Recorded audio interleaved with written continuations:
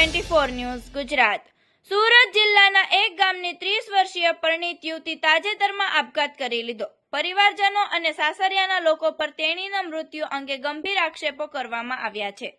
પરિવારના સભ્યોનો દાવો છે કે આ યુવતીને તેના સાસરિયાના લોકો દ્વારા સતત ત્રાસ આપવામાં આવતો હતો, જેના કારણે તે માનસિક દબાવ હેઠળ હતી અને આને પરિણામે તેને આ સમય દરમિયાન આપઘાત કરવાની ચિંતાએ ઘેરી લીધી હતી।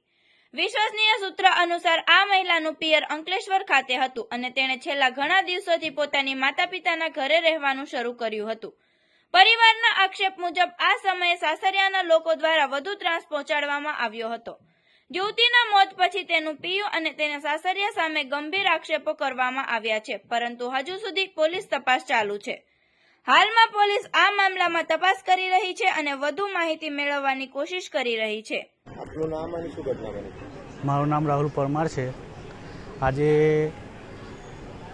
જે ઘટના બની તે મારી નાની બેન છે શિલ્પા પરમાર। એને સાસરી પક્ષથી માનસિક રીતે ટોર્ચરિંગ કરવામાં આવી છે, જેના કારણે એ આજે બનાવ બન્યો છે એ લોકોના ત્રાસના લીધે જ બનેલો છે। ઘરના કેવા પ્રકારના ત્રાસ આપે? એ લોકોએ માનસિક રીતે ટોર્ચરિંગ કર્યું છે બેનને।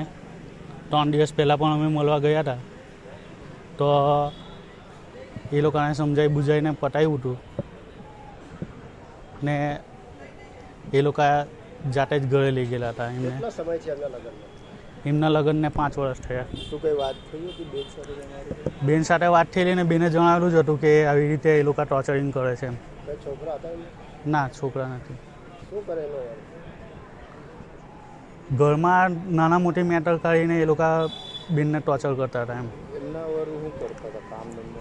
કામ ધંધો કંઈ કરતા નથી એમના વર, ઘરે જ છે। મારી બેન અત્યારે 3 દિવસથી જ નોકરી લાગેલી હતી। તમારું રહેવાનું પાછું? મારું રહેવાનું અંકલેશ્વર ધનલક્ષ્મી સોસાયટી। અહીંયા સારો સુરતમાં?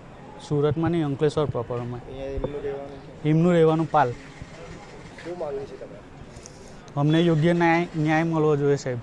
અમે ગરીબ ઘરના માણસ છે। આવા અવનવા સમાચાર જોવા માટે જોતા રહો T24 ન્યૂઝ ગુજરાત।